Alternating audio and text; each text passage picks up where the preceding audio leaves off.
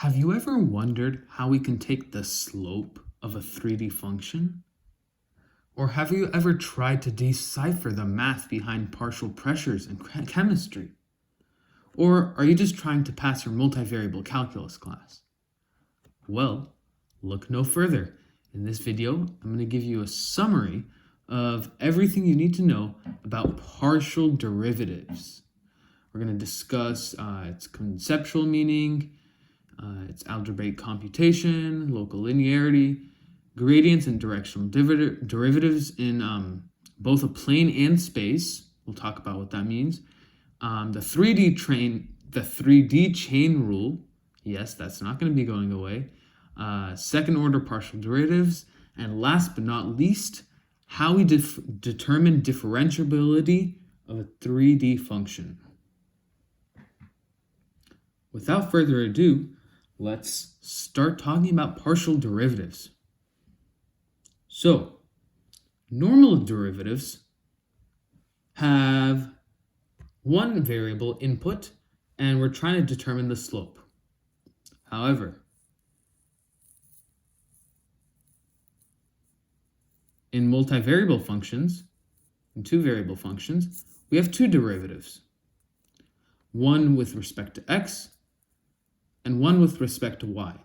And with respect to x, y remains constant. It is treated like a constant. So, as you can see in this example over here, we define f of x, ab, or the rate of change with respect to x, as the limit as h approaches 0.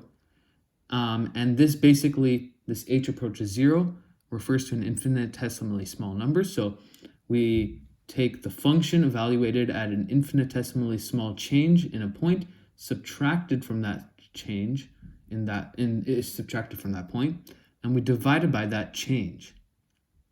And we do the same kind of thing with the rate of change with respect to y.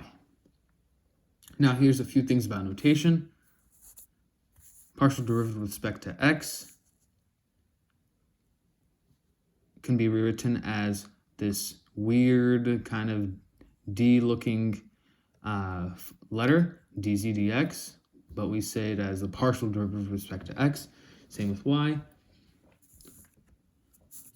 And we can also use this type of notation to describe the point at which we're taking the partial derivative of. So, for example, at a point a comma b, comma f of a of b, this is the same thing as f of x of x comma y, which equals f of x of a comma b, because we're taking the partial derivative with respect to at that point. Or you can think of it as the tangent line to that point. Now, let's estimate partial derivatives from contour diagrams. Because contour diagrams give the value of the z value, we can kind of estimate how much the z value changes as x and y changes on our contour plots. And we can calculate and estimate this partial derivative by choosing 2 points and just estimating that rate of change. Okay, so here is an example problem. We're given our weight, W, and it's a function of calories consumed, C, and the number of minutes we exercise. And that's in variable n. And we're supposed to interpret the meaning of these following equations. So if you remember this dw dc, or the partial derivative with respect to c, tells us the partial derivative of our weight compared to our calories consumed. So basically, it tells us how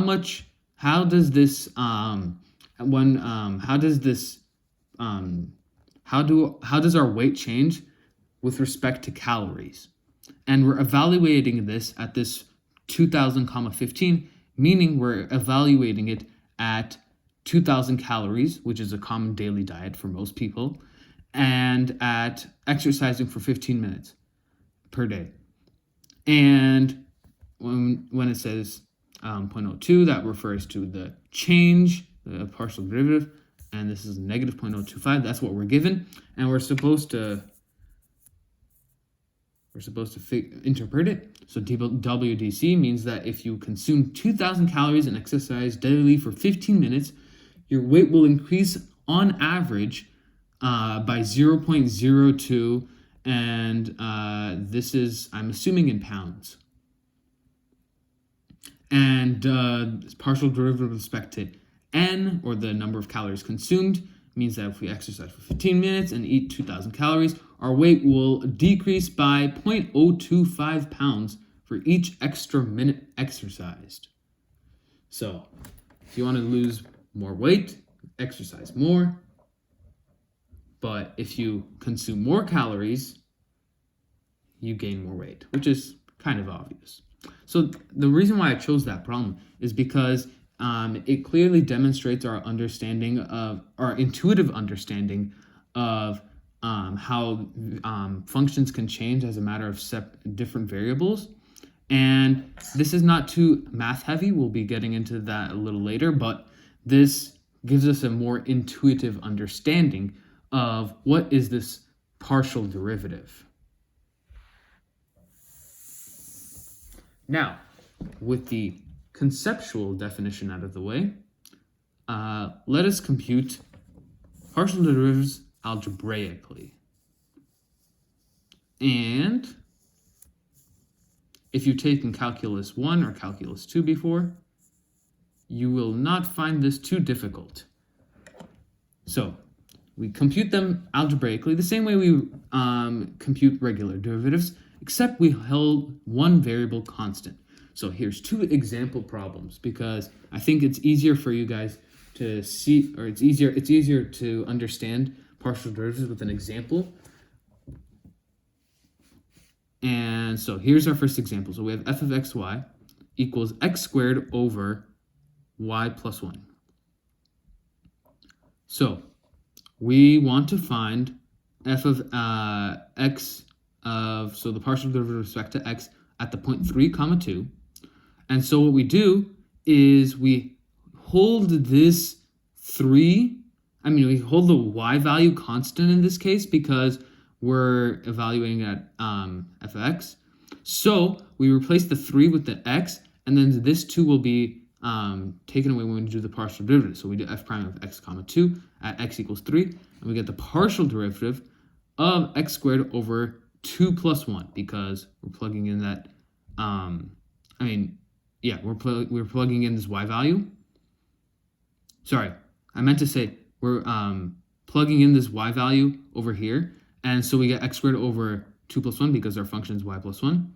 And so we get x squared over 3, and we're valuing this at x equals 3 because we're taking the partial derivative again with respect to x this time, and we get 2x over 3 evaluated at x equals 3, and that's simply 2 times 3 over 3, which is 2. And here's a function of 3 variables. We do a similar thing. If we're taking the partial derivative with respect to x, we hold y and z constant, and so we basically treat them as constants, like a number. So for example, if we have up here we have x squared times y cubed over z. Since we're taking the partial derivative with respect to x, basically the y cubed over z, we can basically factor that out, and that's why we still see this y cubed over z still in our answer.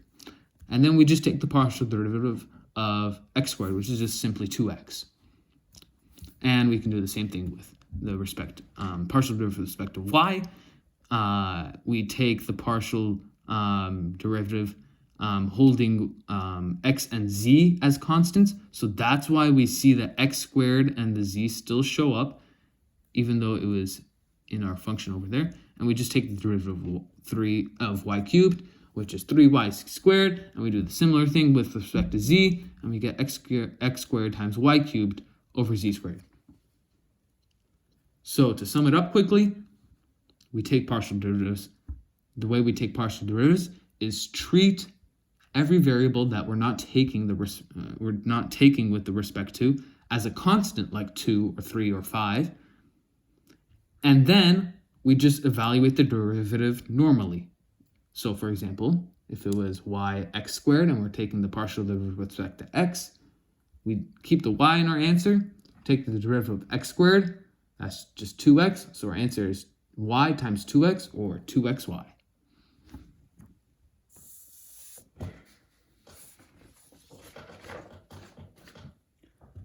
Now that we've discussed the basics of partial derivatives, let's take a look at something called local linearity.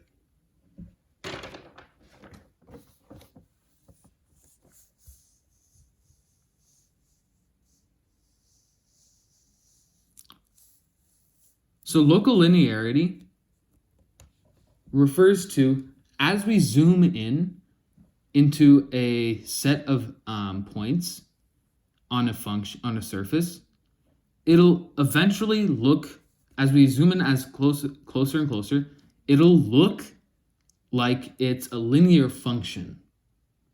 So we can, like, for example, if we had a table of values over here, so for our y values, it's a 0, 1, 2, x values 1, 2, 3, and this is the values, the z values over here. If we zoom in to a particular point, and in this example, we'll choose x as our 2 as our x value, y as our 1 value. So at this point right here, if we zoom in, so we set our x value as 1.92, 2.1, y value is 0.9, 1.1. You notice that it's a little bit more linear. So over here, it was +1, +7, and that's like a pretty big jump. Like immediately, you know that's not a linear function because it's not growing by the same amount. Over here, it's +0.27, +0.33. So they're off by only 0.06 or 6%. So they're getting closer to approximating a linear function. And if we zoom in even more, you'll notice that using the precision we have over here, the decimal precision, it's basically a linear function. So we're going to 1.99 to 2.01, and same here. If you look at this 0.21, 4.97 is the value preceding it, and then it's 5.03, and that's plus 0.03 in both, so it looks linear. And if we continue zooming in infinitely far, if we zoom in as infinitely possible, we will approach a linear function. So using that idea, we can say that zooming in a function f of x, so it tells us that it can be approximated by a linear function called L of x, y. Now, why is this important? And you can probably already see by what I've already written here. This helps us with tangent plane. So if you remember back in I think it was chapter 12, it was more in chapter 13. The tangent plane tells us gives us a plane that is tangent to a surface or a 3D function. Using this idea, if we have an approximation that is sufficiently good, we say that f of xy is differentiable and thus has a tangent plane to the point AB. So more specifically, we say if the partial derivatives at points A and B, if they correspond to the slopes m and n respectively, we can write the tangent plane as f of AB, so the point, plus the first slope times x minus a plus the second slope times y minus b. Now, why am I bringing this up? Well, the tangent plane is very similar in the same sense that the tangent plane is very similar to the surfaces as the way that tangent lines are similar to curves. So if you remember in calculus 1 and 2, we used tangent lines to approximate curves. And this idea can be extended to three-dimensional, where we use the tangent plane to approximate surfaces. And for now, we'll use this as how we determine differentiability.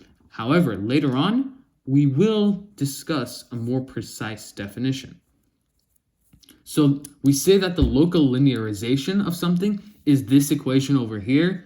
And without me going into too much detail, it basically allows us to use the slopes, use the partial derivatives as slopes of a tangent plane, and write a function that is basically completely, it's as we zoom in further and further, it becomes infinitely accurate for this tangent plane approximation of the surface.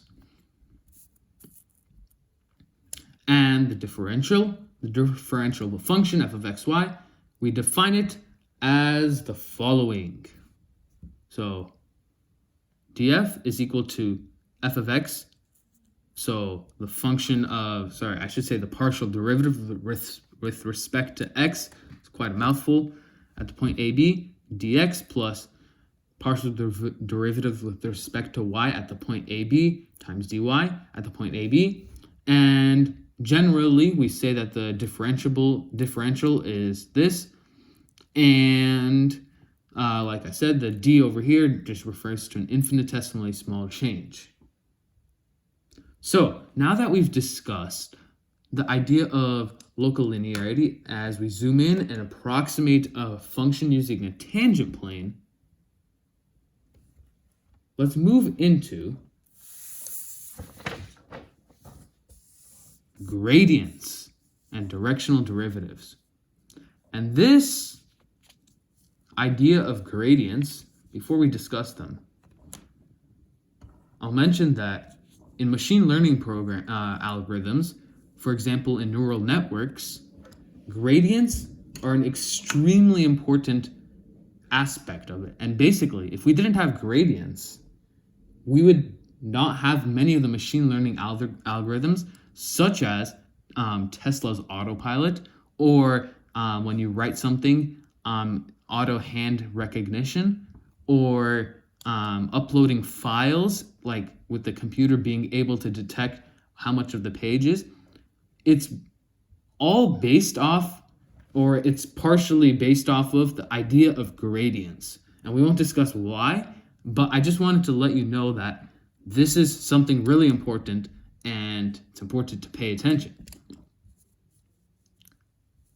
So, in one-dimensional calculus, we had the we could tell us when we take the derivative of something at the point, we would get back a value. And that would be the greatest, at that point, it would be the greatest rate of change because they could only move in one direction. However, with gradients, we could have multiple rates of change. For example, we can take the partial derivative with respect to x, and we can take the partial derivative with respect to y. However, we need to figure out what is that value which gives us the maximum rate of change. So the gradient tells us the maximum rate of change. It tells us the magnitude of the maximum rate of change. And hold on to that thought for a minute, because I need to discuss directional derivatives first. So, directional derivatives can be defined as the following. So if we have a unit vector with components u1 and u2 for the components I and j, the directional derivative is this function over here, and it tells us the direction, and it tells us the rate of change in the direction of a unit vector. So let me repeat that. The directional derivative tells us the rate of change in a specific direction, and in this case, a unit vector at the point AB. Here's the precise definition of it, and let's say, and what if you don't have a unit vector? Well, if you don't have a unit vector, you can make a unit vector. The way we make unit vectors is by taking our function and dividing it by the magnitude of the vector we're trying to get the unit vector for. And I cover that more and we talked about that a little bit in chapter 13. Okay, now back to the idea of gradients. So from above, we said that the rate of change in the direction of this unit vector at the point AB is the partial derivative with respect to x at the point AB times the unit times u1 plus fy, and it's this pretty big equation, but essentially we define the gradient. This is the important part. So the gradient of f of AB, or the triangle f of AB, we define it. This means we define as the partial derivative at the point AB times the I component, so I times I hat, plus the partial derivative with respect to y at the point AB times j hat. And so this gradient, oh, sorry, I don't think you guys could see that. So I was saying the gradient, right here, this is the important part, where this star. The gradient can be written with this triangle, upside down triangle, and it's defined as the partial derivative at the point AB times I hat plus the partial derivative with respect to y at the point AB times j hat. And this tells us the direction of steepest ascent or descent. So the direction of the grade of it tells us the direction of greatest slope. So think of it, if you have like a 3D graph and you put some water on it. Let's say you put a skateboarder on it, and the skateboarder wants the most fun. Well, he's gonna have to look for the greatest change or the greatest steepness, and from that steepness the gradient tells us that steepness. And the gradient, here's an important thing, because this is going to be in one of our examples coming up. Gradient is perpendicular to the contour lines of a surface. And why is that? Well, because if we have a surface and we're trying to go as steep as possible, it's going to be perpendicular to that surface. It can't be diagonal to that surface, because it wouldn't be able to descend in the steepest or ascend or descend in the steepest manner. And also, the magnitude of the gradient tells us the maximum rate of change of f at that point. And this magnitude of gradient is also very big when the contour lines are close together, and small when contour lines are far away. Why is that? Because as we spread contour lines farther and farther apart, it's because there is less change between the z values of those contour lines. Therefore, our gradient or our steepness will be smaller.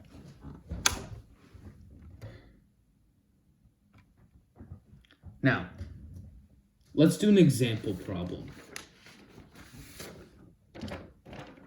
I didn't get an example on this page because I got a little too ahead of myself when I was taking notes. Here is our example problem. So we're told a student was asked to find the directional derivative of f of xy, x equals x squared times e to the y at the point 1, 0, in the direction of this vector 4i plus 3j, and the student's answer was 8/5 I hat plus 3/5 j hat. And we're asked, how is this answer of the student clearly wrong? Well, the directional derivative yields a constant. Remember, the directional derivative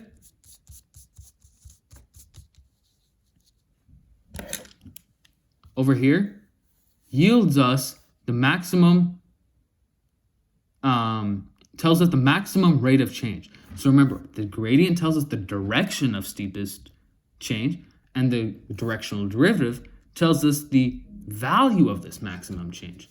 So if the student's trying to find the directional derivative, they should have gotten a constant, not a vector. They probably took the gradient, and they, as you can see, they did indeed take the gradient.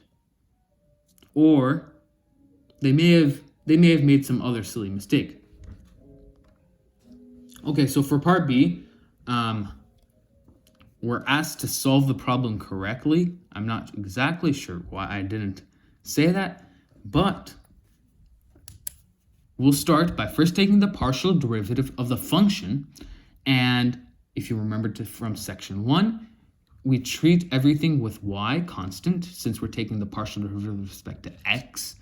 And so e to the y basically is a constant, and we take the derivative of x squared, which is 2x, so we get 2x times e to the y. We do the same thing with f of the partial derivative with respect to y at x comma y, and that is equal to x squared e to the y, because the derivative of e to the y is simply e to the y. Okay, now let's evaluate them at points 1, 0. Let's evaluate both partial derivatives at the point 1, 0. So the partial derivative with respect to x is simply 2 times 1 times e to the 0. E to the 0 is 1. 2 times 1 is 2. So we have the partial derivative with respect to x at point 1, 0 is 2. Similarly, we can do that with partial derivative with respect to y at the point 1, 0, which is equal to 1, because we plug in 1, 0 over here, similar to the partial derivative with respect to x. E to the 0 equals 1. 1 squared is 1. 1 times 1 is 1. Okay.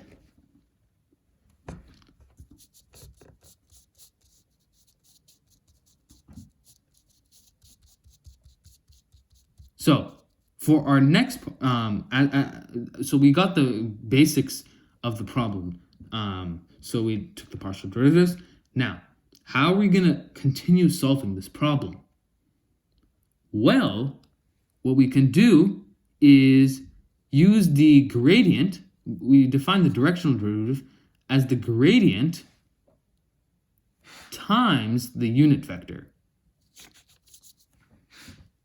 Wait, did I say that? Yeah, I think I said that right. The directional derivative at the point AB is equal to the gradient at that point times the unit vector. And I think I should have explained this a little bit more clearly, but let me explain it now. So the directional derivative tells us the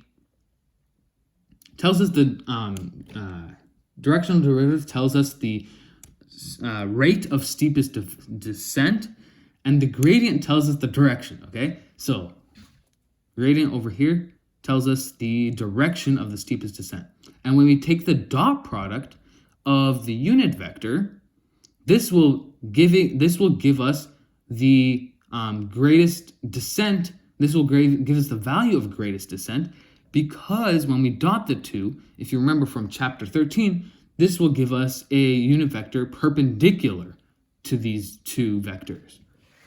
This will give us a vector perpendicular. This will give us a value This will give us the direction. This will give us the rate of greatest descent, because the dot product of two values is simply a constant. Sorry, I didn't sleep much last night. Okay. So, using that definition,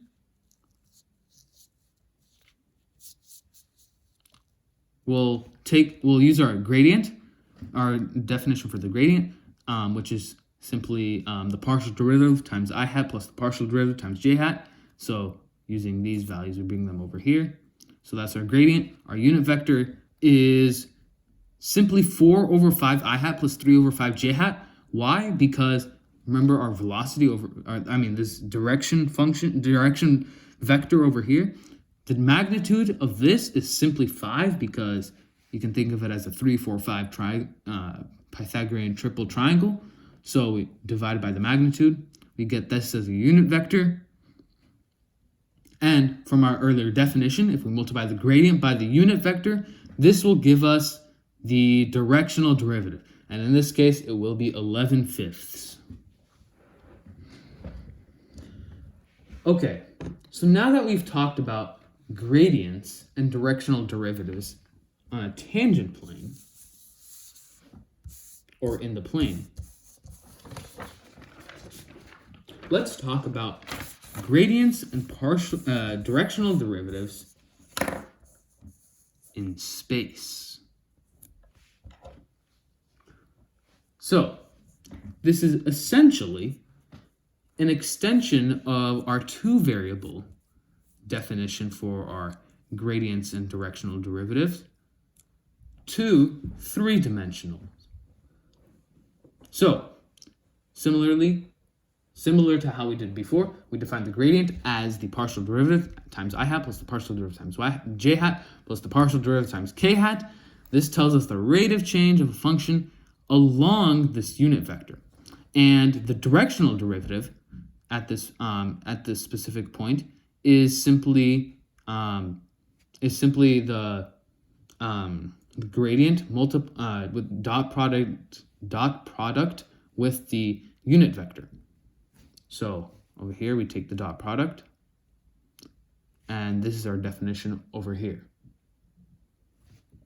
So here are some properties of these three-dimensional gradients and specifically gradients over here. The gradient of a comma b comma c is perpendicular to the level surface of f at a comma b comma c, and that's similar to what we had for our definition for the properties of gradients and directional derivatives in the plane. And a few more things. Gradient is the direction of greatest rate of change. The magnitude is the maximum rate of change.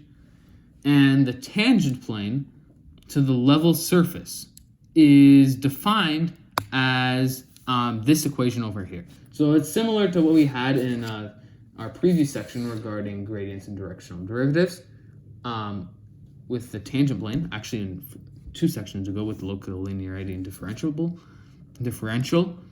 And this tells us the tangent plane. So this gives us a plane, and essentially, in a nutshell, we multiply the partial derivative with respect to x times x minus the x point that we're taking the differential at. And we repeat with partial derivative with respect to y and partial derivative with respect to z, and we set that equal to 0, and that gives us the tangent plane. All right. Now, we discussed a lot about partial derivatives and directional derivatives and gradients in their kind of graphical interpretation, in the sense that all of these tells us how we're actually... let me backtrack. We have to do an example problem. So, for 14.5, here is our example problem.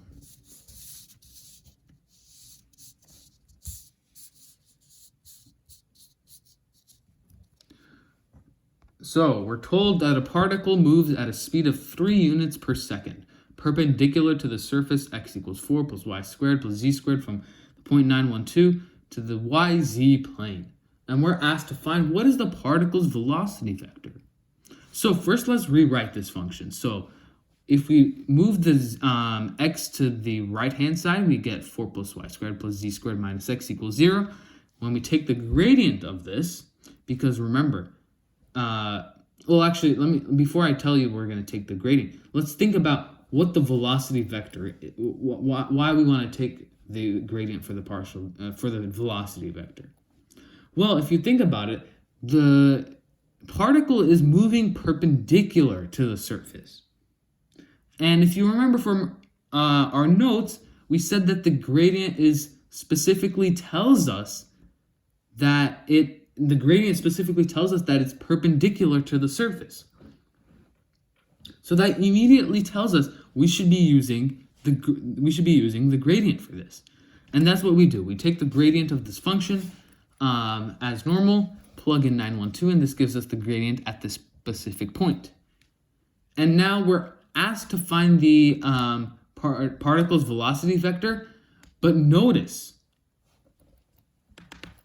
this gradient is not a unit vector. We need the unit vector of this gradient, and so what we can do is find the magnitude of that vector, which is the square root of 21, and we multiply it by the inverse square root. We multiply it by the inverse of this magnitude, and that tells us that our gradient times the unit vector will be, the gradient times the magnitude will be this vector over here. And this will be the particle's velocity vector, since it is the vector that is perpendicular to the surface. And then for part B, we're asked where's the particle after 1 second. Since this velocity vector tells us how much we're changing in position with respect to time, that's the definition of a velocity vector. If you remember from physics, the position is measured in meters, velocity is measured in meters per second, and acceleration is measured in meters per second squared. And you can even keep going. Jerk, I think, and then it goes snap, crackle, pop. And sorry to get sidetracked, but since the velocity tells us the change in position, we simply use this to at the point 1, and we use this at time t equals 1 second. And since we started at the point 912, we start with 9, and then we just simply add this component of the velocity vector. So it'll be 9 minus 3 over square root of 21, comma 1 plus 6 over the square root of 21, comma 2 plus 12 over the square root of 21. And that should tell us the position of the particle after 1 second. Okay, now, as I was saying, we've talked quite a bit about this graphical idea of partial derivatives and gradients, especially in the tangent plane. And now we're going to be talking about the chain rule. That is not going away. The chain rule is not going away. So, I'll just show our definition over here. Our example I'll show in a minute.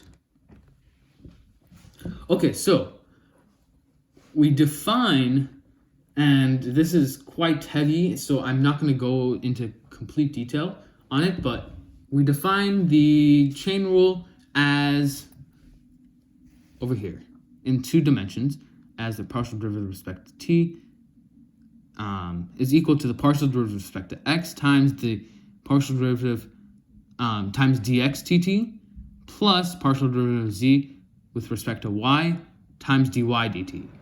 And for this is kind of like a little bit difficult to memorize, so they people have come up with this cool diagram. This specifically for 2 dimensions. You start with z, and then you have 2 components, x, y, and they all depend on t. And for each path, we multiply the path. We take the partial derivative. So for each path, we take the derivative. And for each path, we multiply them together and add them up to get the definition of the 2-dimensional partial derivative. So over here, we have the partial derivative with respect to x times dx dt. So this path gets multiplied by this path, and we add that to this path multiplied by that path. And here's the general chain rule, but let's move into our example. So let w equals x squared times e to the y. X equal to 4u, and let y equals 3u squared minus 2v. And we're supposed to calculate partial derivative of w with respect to u and the partial derivative of w with respect to v. So using our above definition, we'll first take the partial derivative of w with respect to x, and this actually showed up in our previous notes, and that's one of the reasons why I chose this problem, is because it's very similar to what we've already done before. So we take the partial derivative, multiply it by partial derivative of x with respect to u, and that's simply 4, because derivative for u is just 4. And we do the same thing for the y component, and we get our answer. And we can do a similar thing with the partial derivative with respect to v, and we get our answer. And the reason why I chose this problem is because it's a good example of specifically computing the chain rule and using this formula to compute like a pretty difficult problem. Because if we had had our function, and I'll write it to the side over here. If we were told to find the partial derivative of 4u squared times e to the 3u squared minus 2v, if we look at this, it looks terrible. We have uv, we have an e to a binomial. It's a quadratic. It's a little bit too much. But with this chain rule, we can take something that looks a little complex and turn it into simple. Okay. So, physical chemistry. This is not a chemistry class, but our partial derivatives are useful, especially in chemistry, because we can use the chain rule to identify partial pressures, or we can use them in conjunction with rates in the ideal gas equation and various aspects of heat and thermodynamics. Obviously, I'm not going into the chemistry of it, but this idea of partial derivatives, and especially the chain rule, helps in physics, chemistry, a lot of areas of science. So we're not learning this just to learn it. It is very useful in other aspects of science as well.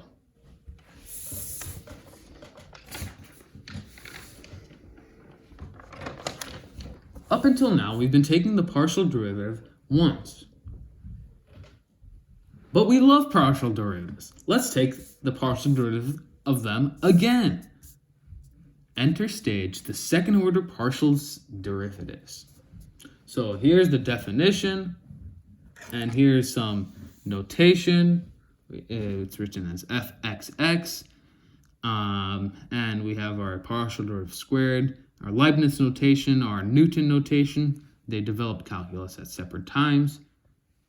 That's why the two notations separate locations at the same time. That's why the two notations still exist. And here's our derivative definitions, like I said. And if you notice, f of xy at the point AB equals f of yx a comma b. And if we think about this, this tells us that these two partial derivatives over here are equal. And why is that? Well, the reason why this is because when we take the partial derivative with respect to y, we treat the x constant, but the x value will still show up. So we take the derivative with respect to y once, and then once we take the second partial derivative, we take the partial derivative with respect to x once. So it's kind of like we're taking turns on who takes the partial derivative. But in the end, they end up being the same result, because although it is constant, although one of them is being treated as constant, the other value is being treated as constant as well. So that's the definition. Now, let's understand what this means exactly.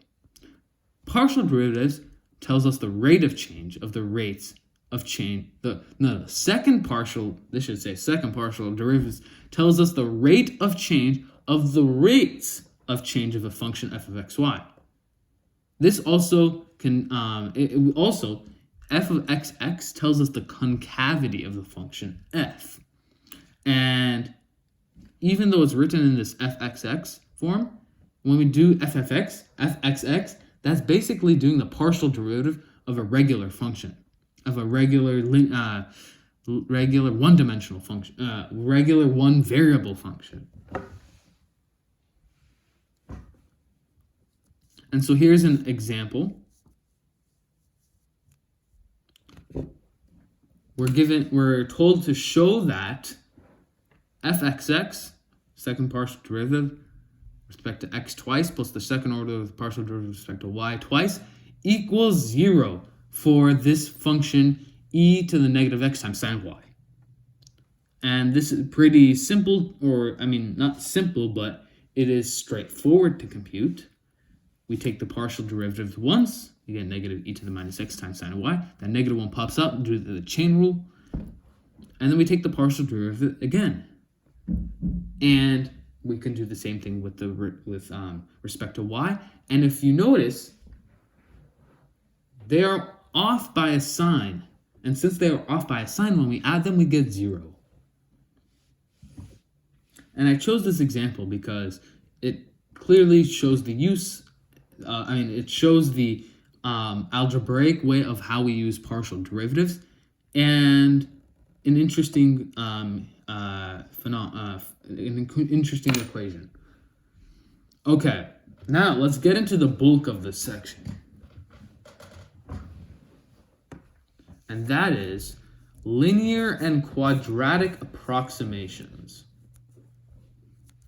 Let's see if all this fits. I'll start over here. Okay, so do you remember from one-dimensional calculus we talked about Taylor polynomials? Well, we can apply this to multivariable calculus, both with linear and quadratic approximations near 0, 0. So let's do this linearly. So let's say that our function f of xy is approximately equal to L of xy. And this is simply, since it's a linear function, if we remember from earlier sections, this is simply a tangent plane. And this over here is the partial derivative with respect to x, and this is partial derivative with respect to y. And this is our starting point. So this is simply our tangent plane approximation of 0, 0. And as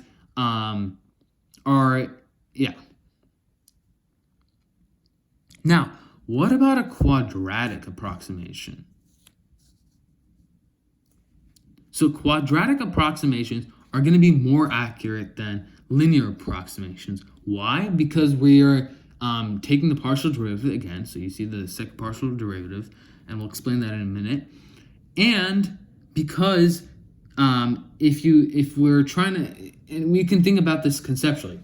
So if we have a linear function, like a straight line, that is trying to approximate a curve, at some point you'll realize that it's not going to be doing a very good job, because some curves are like really going scribbly, and if we're just doing the tangent line, it'll be approximating it at a specific point. However, with a quadratic approximation, we can use quadratic curves to approximate other curves, which is going to be more accurate.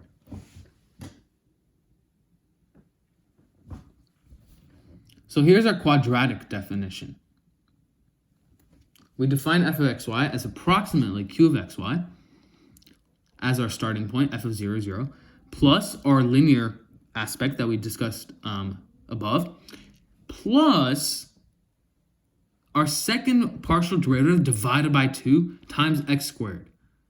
And then plus the partial derivative with respect to x and then y at point 0, 0, plus the partial derivative with respect to y and then with respect to y again at the point 0, 0 over 2 times y squared. And this is simply, this is because of the definition of Taylor polynomials. If you remember, it's as we increase the value of the exponent, the value of the partial derivative increases, as well as this exponent for this x and this y value. And this component would be the partial derivative with respect to x and then y. So applying these Taylor polynomials, okay, so we talked about that at a specific point. At point 0, 0. And this is kind of like a Maclaurin polynomial. I believe the Maclaurin series refers to the Taylor polynomial at the point 0, 0. So now we're going to generalize it. So when we do generalize it to the arbitrary point a comma b, oops, not the example yet, we get this, and I'm not going to go into detail on that. And then we'll go into our example problem, which is we're told to find the best quadratic approximation for the function f of xy is equal to the square root of 1 plus 2x minus y near the point 0, 0. Using our quadratic formula from over here, remember we're doing this near the point 0, 0, so we can use this one. If it was a more general point, like point 3, 4, we could use this one over here. When we plug everything in, we do a lot of canceling and everything. We should get something that looks like 1 plus x minus 1 half y minus 1 half x squared minus plus 1 half xy minus 1/8 y squared. Sounds messy, but it pays off.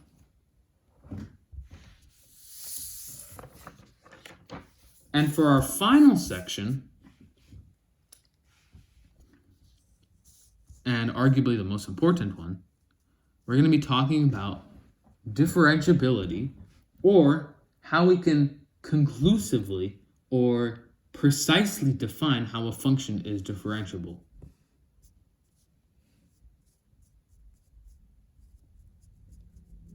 So, here's our definition.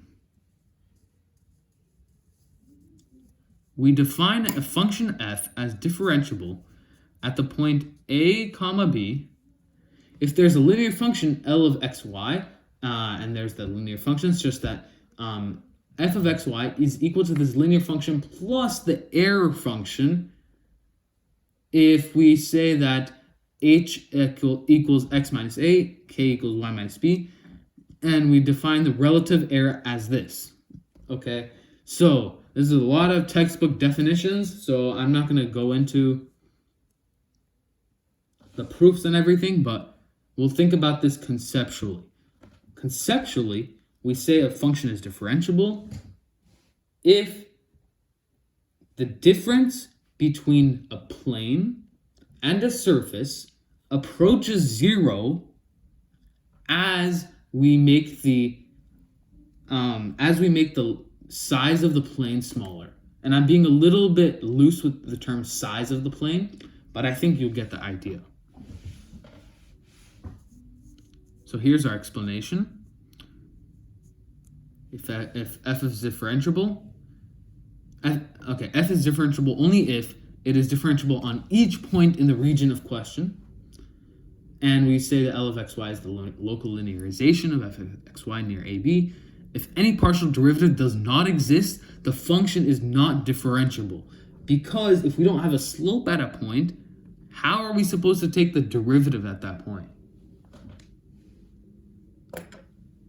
And you can think of this as like when we go back to 2D functions, for example, when we have a cusp, that cusp is infinitely small. It's technically a point, and there's no way for us to measure that rate of change. If any partial derivative does not exist, the function is not differentiable. Having both partial derivatives does not necessarily guarantee that it's going to be differentiable. And we'll show an example problem of how we would exactly do that. And last thing we say is, for the explanation, is if we have a function that's just differentiable at a point, it's also continuous at that point. In other words, if we can take the derivative and evaluate the slopes, it is also continuous.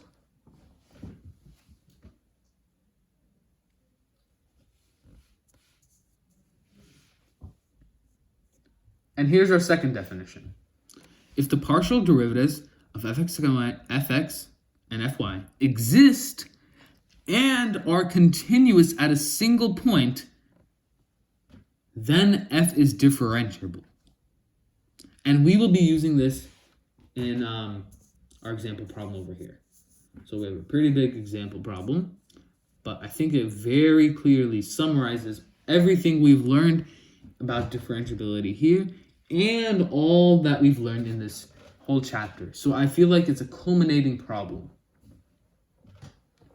So we're given the piecewise function of x squared times y divided by x to the fourth plus y squared when x comma y is not equal to the point 0, 0. So when it's not 0, they're given that by that function. But when it is 0, it is equal to the point 0, 0. Okay?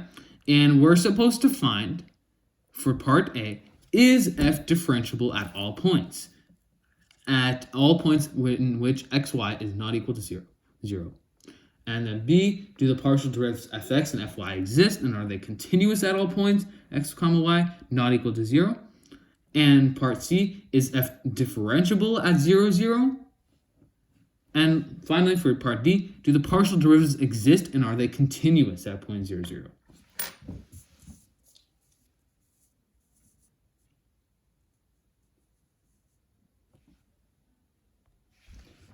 So for part A, this function is indeed differentiable at all points when the point is not equal to the 0, 0 or the origin, because f would only be non-differentiable at 0, 0 because that would give us a denominator of 0. If we look at this function over here, it's x squared over y over x to the fourth plus y squared. This will only be undefined when the denominator is 0. The denominator is 0 when x to the fourth plus y squared equals 0. In other words, when x and y are both 0. So since we're asked to find when it would, if it's going to be differentiable at all points not including 0, 0, we can conclude that it is differentiable at all points not 0, 0. For part B, we're asked, do the partial derivatives with respect to x and respect to y exist? And are they continuous at all points not equal to 0, 0?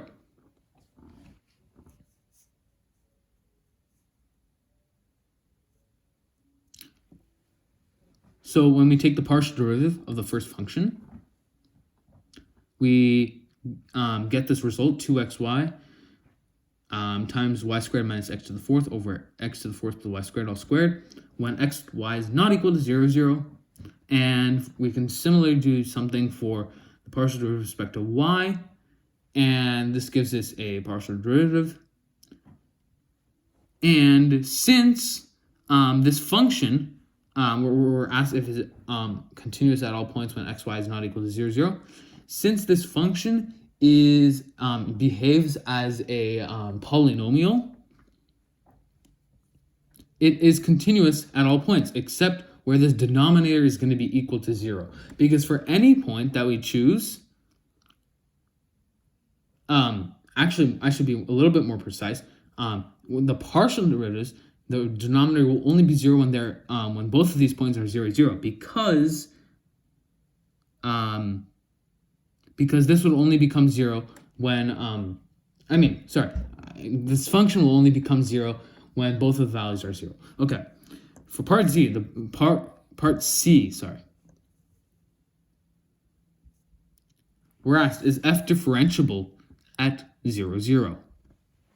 And even though at 0, 0, the function is, even though the function is, it's a piecewise function, it still may be differentiable. We have to double check with our definition of relative error. And that's from over here. Let me bring that into focus. Over here. So for part C, we can simply use that definition. We'll evaluate the limit of xy as approaches 0 of our function minus the linear function divided by x squared plus y squared, the square root of x squared plus y squared, because that would be our height, because our relative height, because our starting points are at 0, 0. And if we evaluate the limit, we can use L'Hopital's rule. Or, sorry, that's a different problem. L'Hopital's rule is part D, sorry. Over here, as xy approaches 0, 0, x squared y over x to the fourth plus y squared. If we assume that x equals y, which is equal to t, and that's like, for example, at the point 0, 0, x is going to be equal to y, we can rewrite this as a function with just t. And if we do some canceling, we get this result: 1 over root 2 times t squared plus 1 t squared plus 1. And if as t approaches 0, right, because both x and y are approaching 0, we get t squared plus 1, which is 1. 0 plus 0 squared plus 1. So we get 1 over square root of 2 times 1, which approaches 1 over square root of 2, which is not approaching 0. From our definition over here, our relative error had to be 0 between our linear function and our surface. But since we're getting a value over here, which comes out to 1 over root 2, that tells us the error is not approaching 0 and therefore is not differentiable.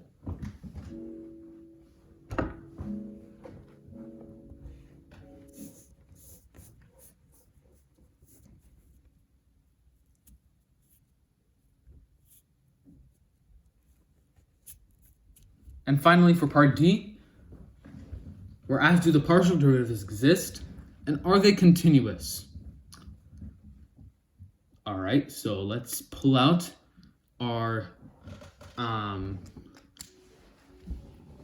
partial derivative formula, or the way we calculate them. And if we start with our partial derivative with respect to x first, and do the similar thing as we did over here, where we substitute both x and y as one variable t because x is equal to y, we get this 2t squared times t squared minus t to the fourth over t fourth plus t squared all squared. And if we do some nice canceling, because we have a t squared plus if we do some canceling, we get this. And if we evaluate as t approaches 0, this function is, this denominator becomes 1, and then this numerator becomes 2 times 1, which is 2. So 2 over 1 equals 2, which does not approach 0, which is what we would need for this function to be differentiable. And immediately, that negates the possibility that this function is differentiable, or that the partial derivatives exist. However, just for practice, we'll prove that or we'll just take a look that the partial derivative with respect to y as it approaches 0 does not exist as well. So if we do the similar approach, we get this function and this limit, and we have to evaluate if this approaches 0. Using L'Hopital's rule, we get this ugly function. I just plugged it into Symbolab, sorry. We get -1, and that is not equal to 0, which is what we needed for our relative error. So the partial derivative respect at 0, 0 does not exist. Therefore, since the partial derivatives do not exist at the point 0, 0, the partial derivatives are not, the function is not, the partial derivatives are not continuous at that point. So again, the partial derivatives are not continuous at that point because the partial derivatives do not exist. And with that concluding remark about differentiability, that wraps up our study of partial derivatives in this 14th chapter. And I am excited to look ahead to chapter 15, where I think Professor Friedman discussed that we will be discussing the application of these partial derivatives, and I'm looking forward to that. See you later. Thank you for watching, as always.